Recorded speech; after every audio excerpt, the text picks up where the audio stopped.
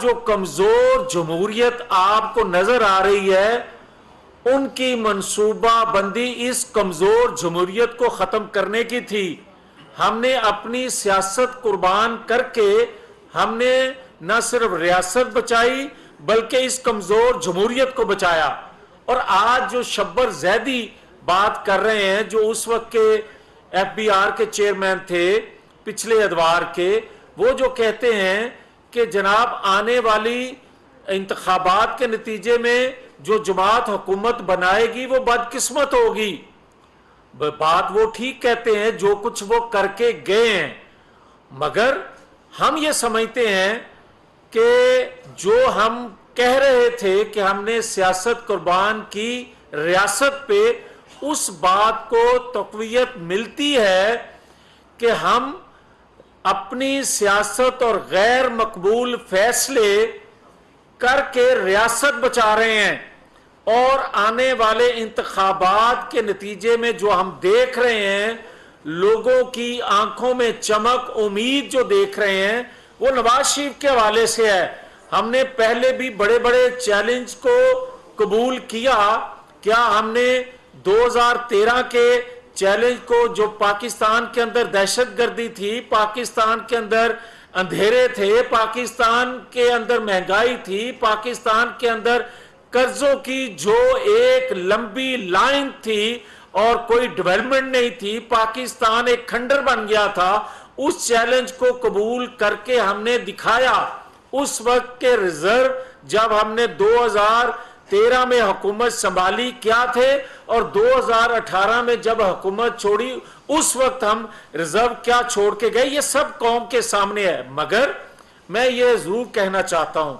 کہ 2023 کے آنے والے انتخابات ہیں، ان میں قوم کو جو ہم دیکھ رہے ہیں، جو ان کی امید نواز شریف سے بندھی ہے، ہم انشاءاللہ تعالیٰ اس کو مایوس نہیں ہونے دیں گے۔ انشاءاللہ نواز شریف کی قیادت میں، اور نواز شریف جو چوتھی دفعہ پرائم منسٹر بننے جا رہے ہیں، دنیا کی کوئی طاقت اس کے کرم کے بعد نہیں روک سکتی نواز شریف کو چوتھی دفعہ وزیر اعظم بننے سے، اس لیے کہ عوام اس کے ساتھ کھڑے ہیں۔ تو نواز شریف آتے 1.5-2 سال کے اندر اندر سی پیک کا منصوبہ پایا تکمیل کو پہنچا کے، اس سے جو آمدن پاکستان کو حاصل ہوگی، اس سے خوشحالی آئے گی پاکستان کے اندر۔ تو میں یہ عرض کرنا چاہتا ہوں کہ آج کے وقت کا پرائم منسٹر 2 دفعہ کہہ چکا ہے کہ ایک ادارے اور اس کے سربراہ چیف کے خلاف بغاوت کی سازش ہو چکی۔ بغاوت کی جو منصوبہ بندی سازش ہوئی وہ بے نقاب ہوئی 9-10 مئی کو۔ مگر میں یہ پوچھنا چاہتا ہوں کہ کیا ذوالفقار علی بھٹو کے خلاف عالمی قوتوں کی جو سازش تھی اس کو سکرین سے ہٹانے، اور اس وقت جو سہولت کاری پاکستان کے اندر سے، جو مورے اندر سے پاکستان کے جنہوں نے خود کو پیش کیا بے نظیر بھٹو کے قتل پہ، جو عالمی سازش اور مقامی مہرے استعمال ہوئے، اسی طرح نواز شریف کو ہائی جیکر بنا کر جب اس نے پاکستان کے دفاع کو ناقابل تسخیر بنایا، اور اس کے بعد تیسری دفعہ جب نواز شریف نے پاکستان کو سی پیک کا تحفہ دیا، تو اس وقت دنیا کہہ رہی تھی، اگر کسی کے کان بند تھے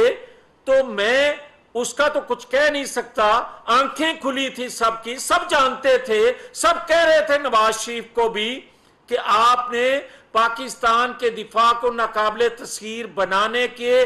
جرم میں آپ کی حکومت ختم کی گئی، اور آپ سی پیک کا تحفہ دے رہے ہیں۔ یہ ان قوتوں کو، عالمی قوتوں کو برداشت نہیں ہوگا جو پاکستان کی ترقی پسند نہیں کرتی، اور یہاں سے مورے استعمال ہوں گے، یہاں سے سہولت کاری ان قوتوں کو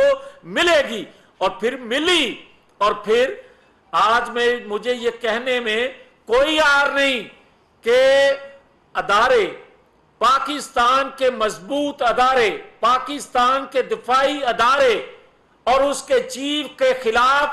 جو منصوبہ بندی بغاوت کی ہوئی، اس کے پیچھے بھی وہ قوتیں شامل ہیں جو پاکستان کو سٹیبل نہیں دیکھنا چاہتی۔ تو میں آج سوال کرتا ہوں کہ کیا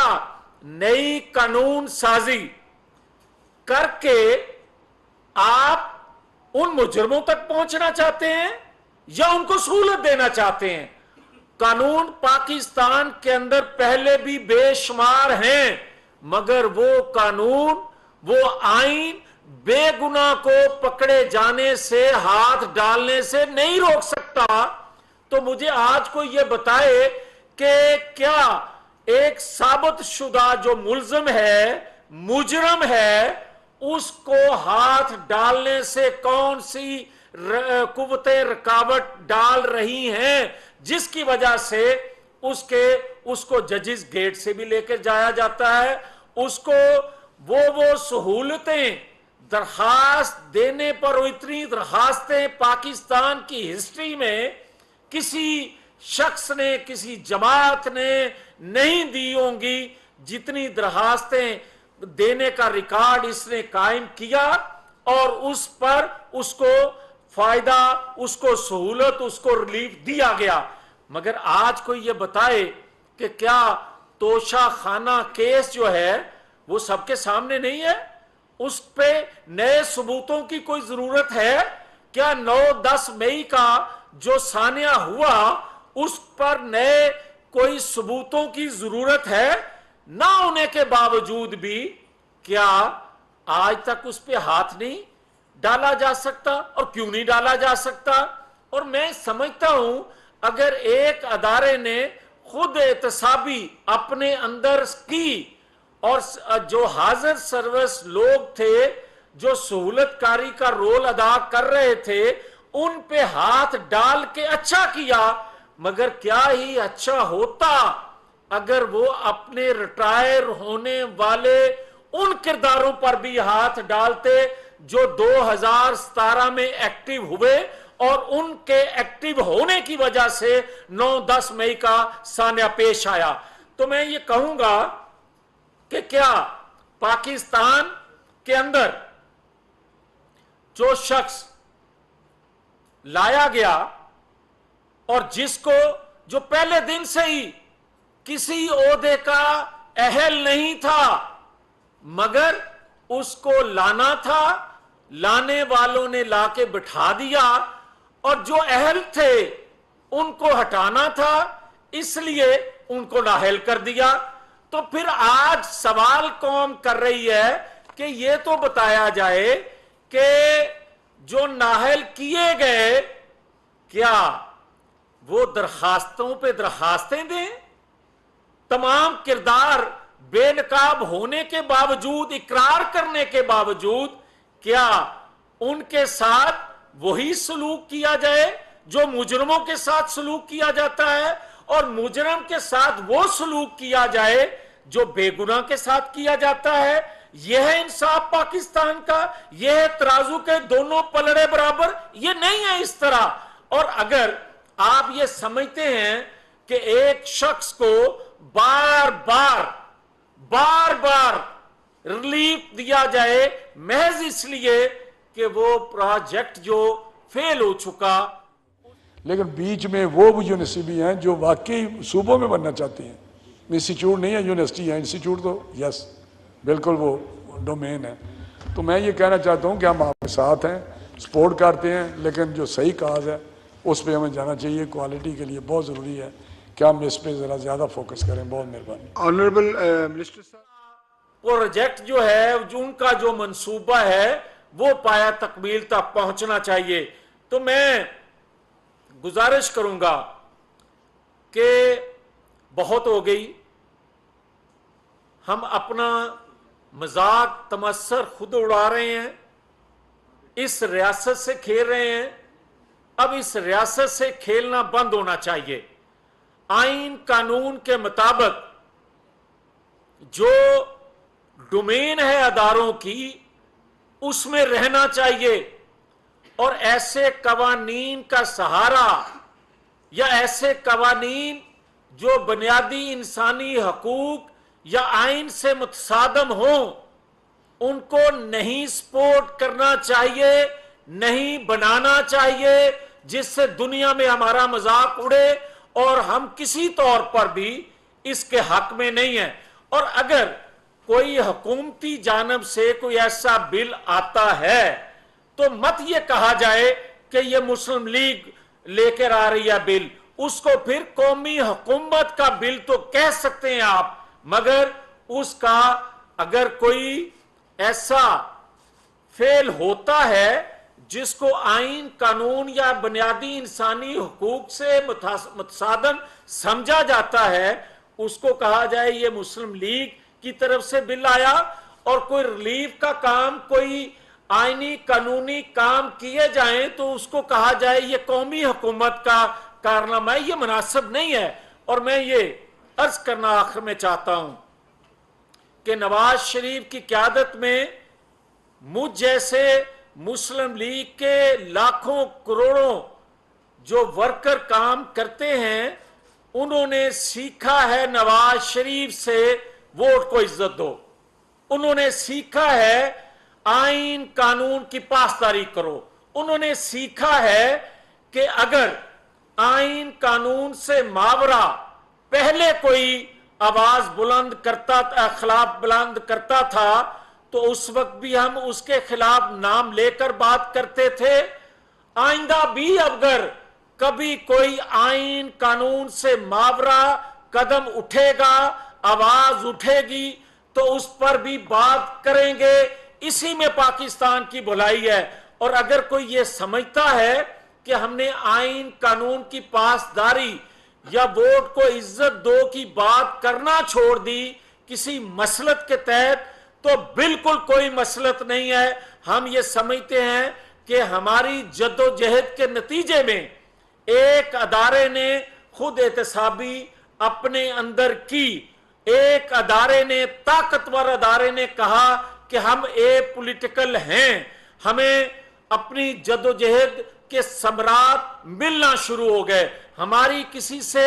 کوئی پیٹرول بم، کوئی غلیل بردار ہمارے پاس نہیں ہے، کوئی مسلح جد و جہد نہیں ہے اپنے اداروں کے خلاف، ہمارے ادارے ہیں۔ اگر اداروں میں بیٹھے لوگوں سے غلطیاں ہوئی ہیں اور آج اقرار کر کے پاکستان کی سلامتی، استحکام، معیشت کو بہتر کرنے کے لیے، مہنگائی کو کم کرنے کے لیے، روزگار دینے کے لیے اور پاکستان کی خوشحالی کے لیے اگر کوئی کندھے سے کندھا ملا کے ساتھ چلنا چاہتا ہے تو اس کو ویلکم کریں گے، نہ کہ ہم یہ سمجھے کہ یہ خلاف ہے یا ہم کسی کے خلاف ہیں۔ ہمارا کسی ادارے سے کوئی جھگڑا نہیں ہے، نہ پہلے تھا، نہ آج ہے، نہ کبھی ہوگا۔ ہاں، اداروں میں بیٹھے ان لوگوں سے اختلاف تھا،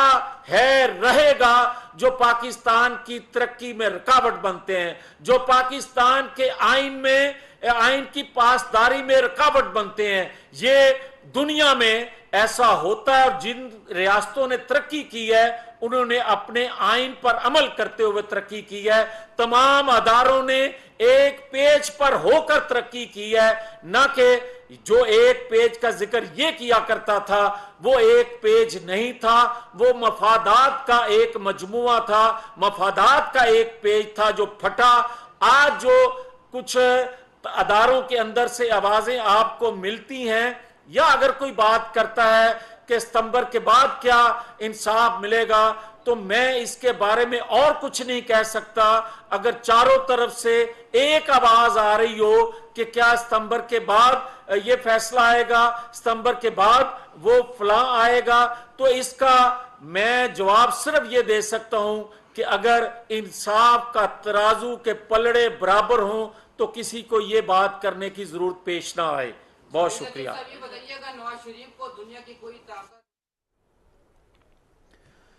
وفاقی وزیر میاں جاوید لطیف کی اسلام آباد میں پریس کانفرنس، انہوں نے کہا کہ نئی مردم شماری کے مطابق الیکشن ہونا ممکن نہیں ہے، پرانی مردم شماری کے مطابق مقررہ وقت پر الیکشن ہونے چاہیے، مقررہ وقت پر الیکشن ہوں گے تو وہ ملکی مفاد میں ہیں۔ مسلم